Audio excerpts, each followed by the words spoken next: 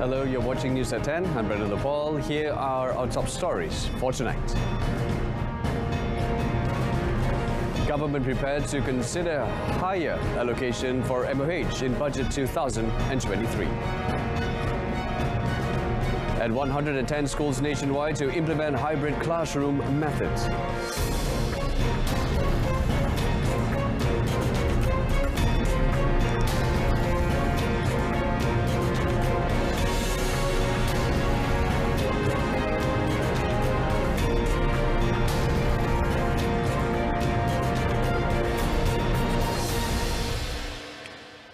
And thanks for your company. Now, the government is prepared to consider increasing the allocation for the Ministry of Health, MOH, in the 2023 budget, which is expected to be tabled in October. Prime Minister Dr. Sri Ismail Sabri Yaakob said this was because the MOH was one of the important ministries that deal directly with the people.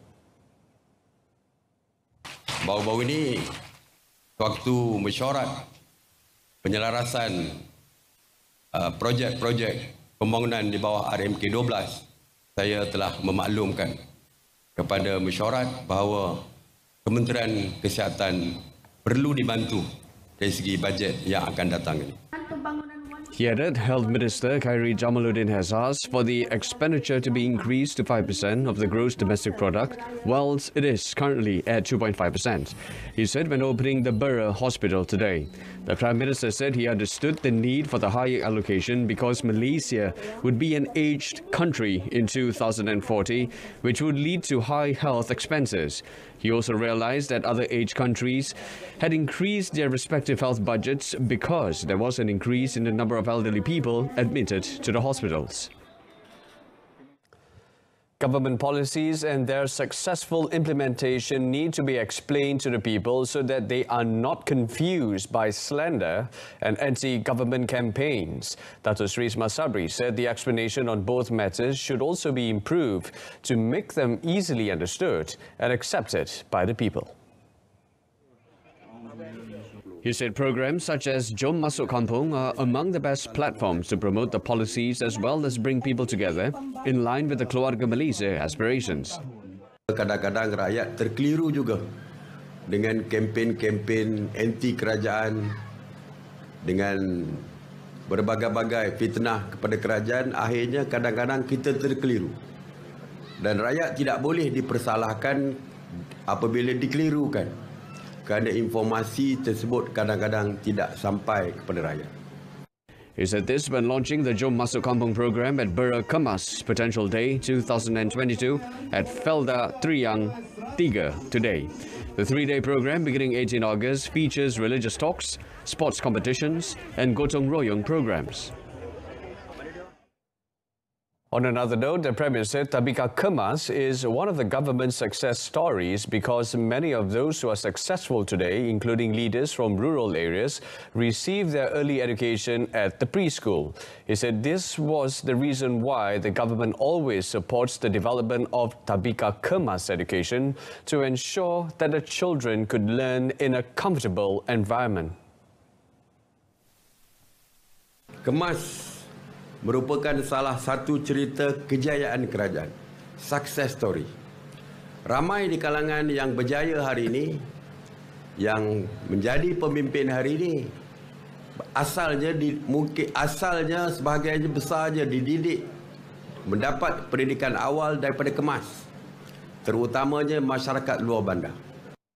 He said this when launching the Jom Masuk Kampung program at Borough Kemas Potential Day 2022 at Felda Triang 3 in Borough, Pahang today. Dr. Sri Ismail Sabri said the government had allocated 140 million ringgit for the Supplemental Food Assistance Program PMBT this year, which would benefit 225,281 Tabika Kemas pupils and 9,716 Taska Kemas nursery children nationwide.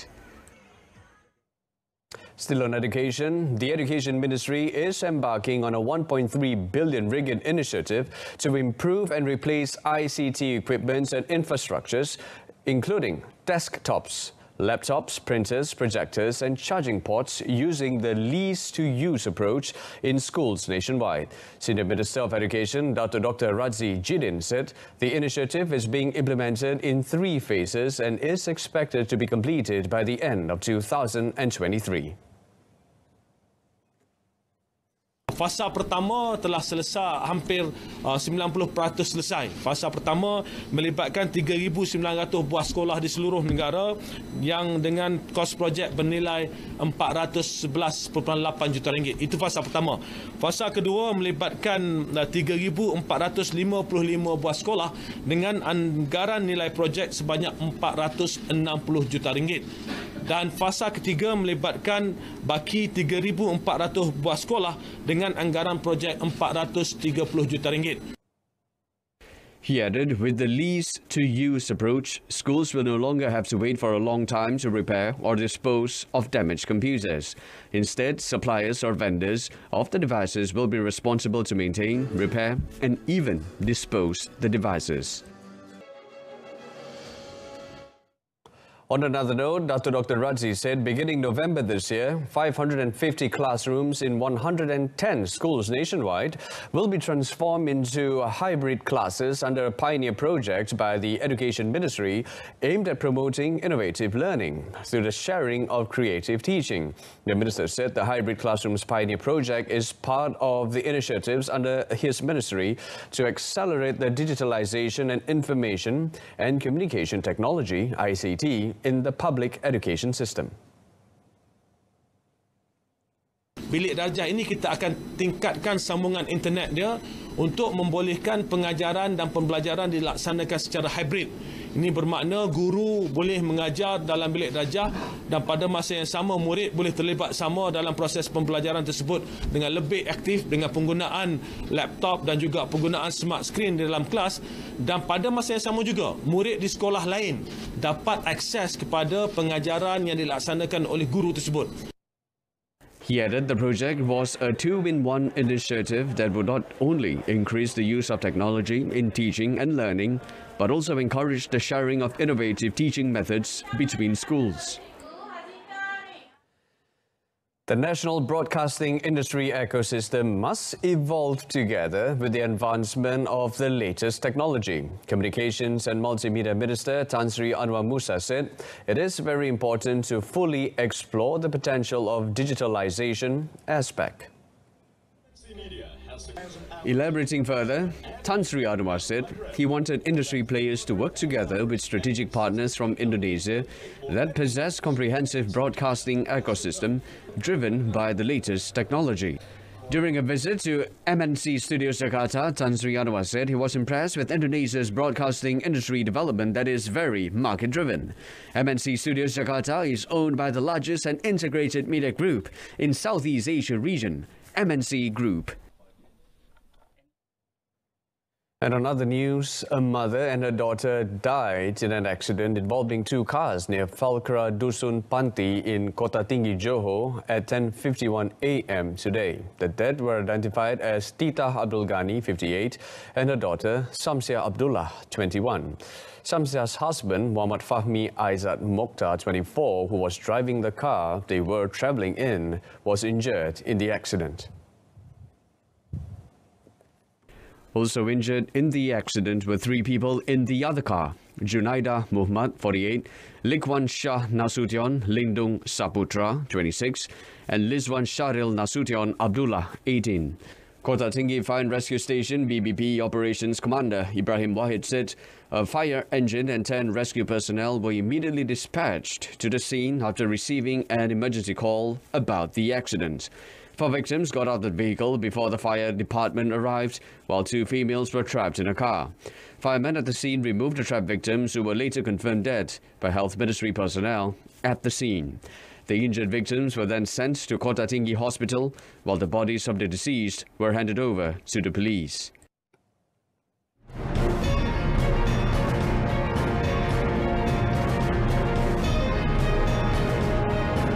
And still to come, Malaysia-Turkey bilateral relations remain strong. Stay tuned.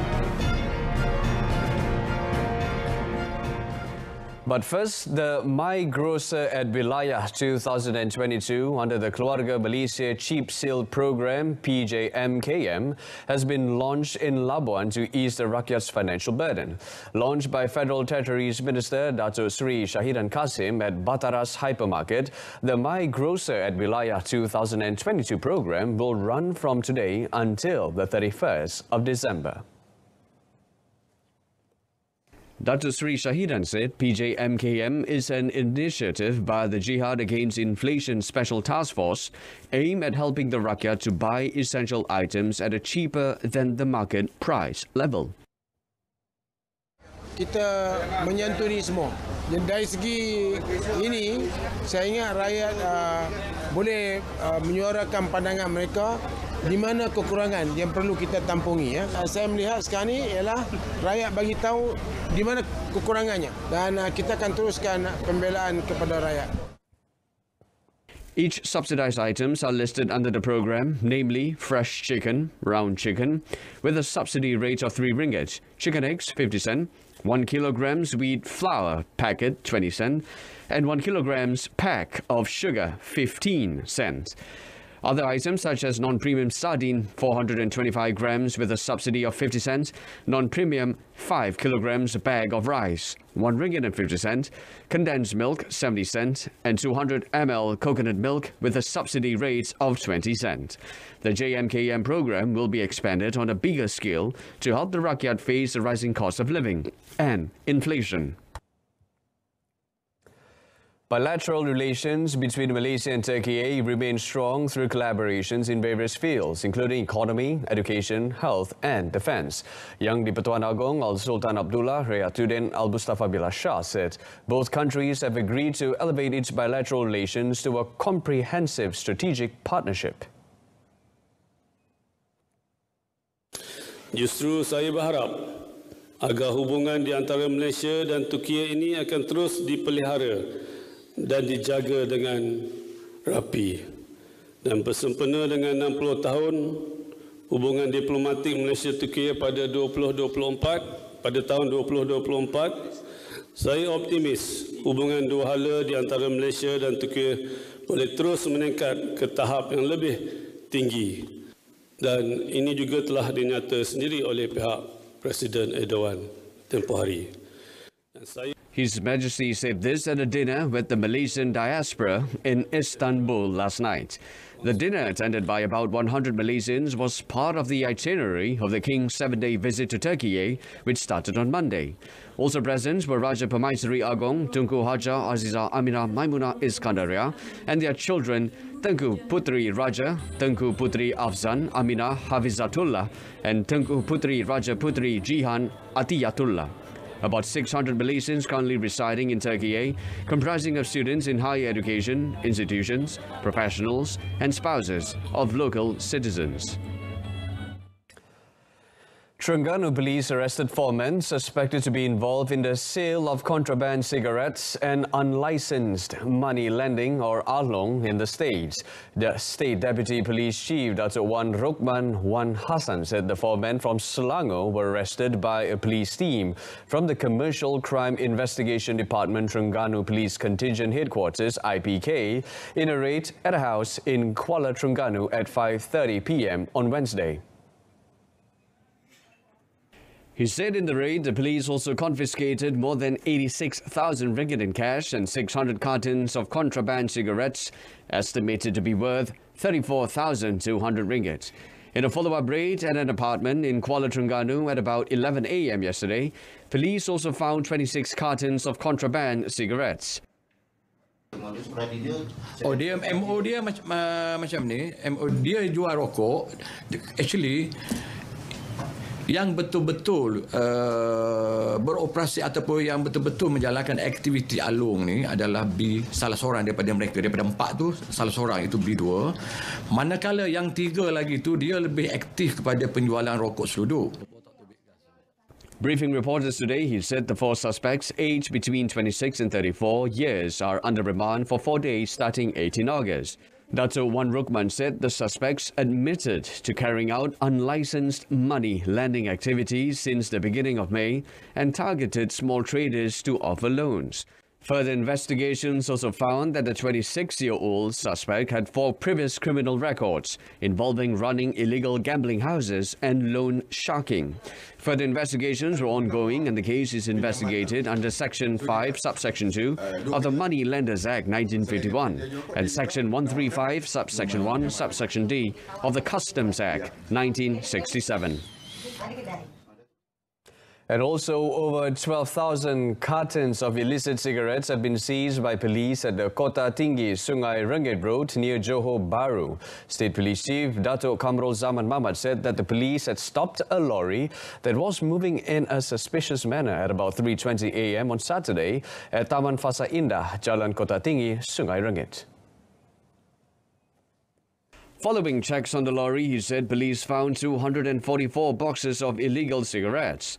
There were 2 men on the lorry, including one who was arrested for trying to stop civil servants from performing their duties. Dato' Kamrul Zaman said this in a statement today.